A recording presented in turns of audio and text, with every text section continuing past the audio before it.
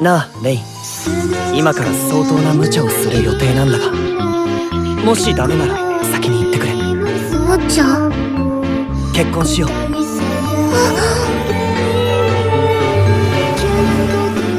もちろん一時的なものだ。つまりこういう言い方は好きじゃないが、レインを俺の所有物にする。僕がユークのものに？レインは俺の財産だ。レインの身柄を守るのにかなり効果があるはずだ。やっぱりダメか。いいよ。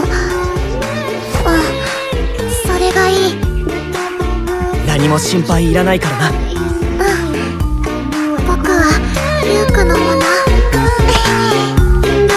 結婚しよう。